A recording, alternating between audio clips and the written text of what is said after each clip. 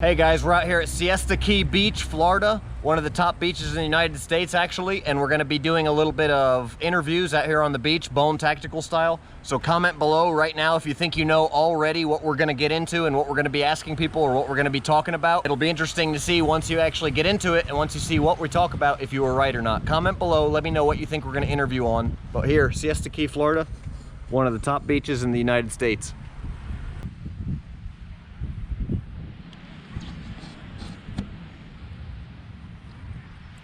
Right now we're going to talk a little bit about women's self-defense and just getting a broad perspective, as you guys have seen, of where people are at and how they feel about women's self-defense. So let me ask you, when you hear the term women's self-defense, what first comes to mind for you? I think it's the most important to feel secure. And what do you do as far as, like, what is your plan for how do you feel secure? I don't know. Do you have a plan, or what's in, like, when you think? No, actually I don't. So. No. Do you carry anything as far as tools-wise, or do you No, carry mace or pepper spray or anything? No. Do you feel like that's not something that you should carry, or? Here I feel quite secure. I think so. Here. Right on the beach. Yeah, since Have I you thought ever that had- can happen something. Yeah. But I'm from Ukraine, it's more dangerous. Okay. It's definitely more dangerous, but it's a different kind of danger as well. You don't have, over here we have the issue of like crazy people and, you know, like school shootings and things like Yeah. that. Those things don't normally happen in other countries as much as they do here. What do you do as far as feeling safe? Like out here, you don't think about it, right? No, here I feel secure. If you're in an area, But what do you I'm do trying differently? not to go at night somewhere where like it's no light and everything. So Yeah. like I'm taking taxi. so you're every paying time attention, anything. right? You're Yeah. paying attention Yeah. to situational awareness, you're paying attention to Yeah. what's around you. That's kind of like a common sense thing. I make self-defense tools.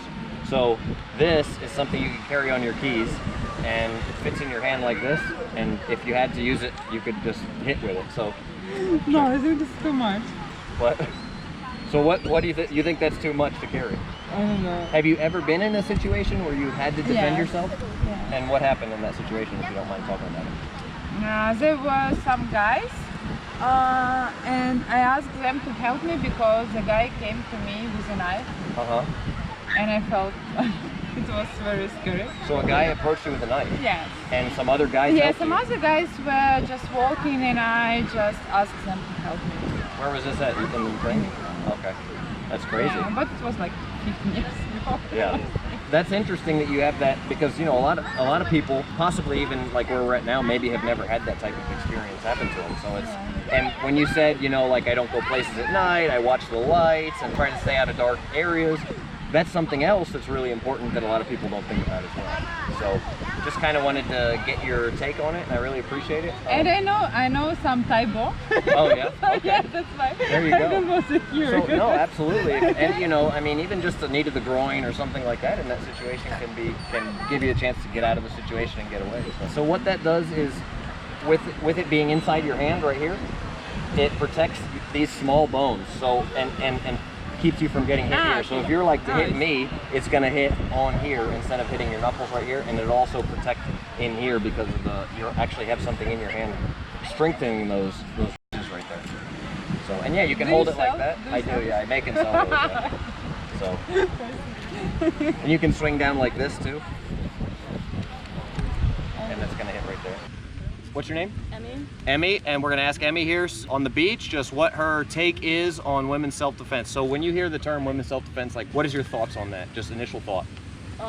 Like knowing how to defend yourself if you're like outside alone and someone were to come up to you and you don't have a way out of it. Exactly. And do you have a plan? What's your strategy or your plan on I defending honestly yourself? don't, and it worries me a lot because I'm out alone a lot and I don't have any way to protect myself ever, and I don't carry anything with me. Honestly, like the only defense I have is knowing that like if you have your keys in your hand, you Right. like hit someone with it. But So other than that's a that- great point, which brings us to the next thing. I actually make a self-defense tool that I'm trying to promote more towards women, because like 95% of my customers are men. And basically what this does is it fits in your hand like this, and it turns your hand into like basically a weapon any way you, crazy. so yeah. So basically once you have that in your hand, any way you flail your fist, Yeah, that's cool. it can be, requires like no real training, and you know. And if you do have training, then it helps because Yeah, 'cause you know what to do with it. exactly, it goes towards a martial arts. You know, if you have any martial arts base, then it fits hand in hand with martial arts. But even if you don't, you just swing your fist. Now, taking my business out of it, just from the perspective of women's self-defense, what has been keeping you from getting something to protect yourself? Anything, I mean, mace or anything. I don't know. I don't like the thought of weapons or anything, and so it just kind of like scared me to think about having anything on me that would hurt someone, even if it was like for safety. And I totally understand that because people always ask me like, hey, should I carry a gun for self-defense? And my first response to that is like, hey, if you don't have a whole bunch of training with a gun, it can be dangerous to people around you. It's just going to make the situation worse. Yeah, absolutely. Also, I live on a college campus, and when you live like in a college, there's a lot of things you're not allowed to have like in possession. You're not allowed to have like anything like brass knuckles or something like that. Okay. You can't have like certain types of knives or this or that, or like you're not even allowed to have mace on campus, which I understand, but it's like it's such an easy thing to keep with you on your keys and whatnot. Absolutely. I've got another version of this dropping that has a wrench right here, and so at that point, this one has a bottle opener, so you have legal deniability to just say that this is this is not brass knuckles, it's a bottle opener. The other one has a wrench, so it's even more. It's a multi-tool. You know, it's literally a multi-tool. Yeah. This one's called the bone breaker. The other one's going to be the bone opener, as it's just a multi-tool thing. Yeah. So that's kind of like where I'm coming at from with it, and then I just kind of want to put your, you know, just different people's perspectives out there. I think that's really cool because you're really forward thinking about it and you have it in mind, and a lot of people don't even have anything in mind. Yeah.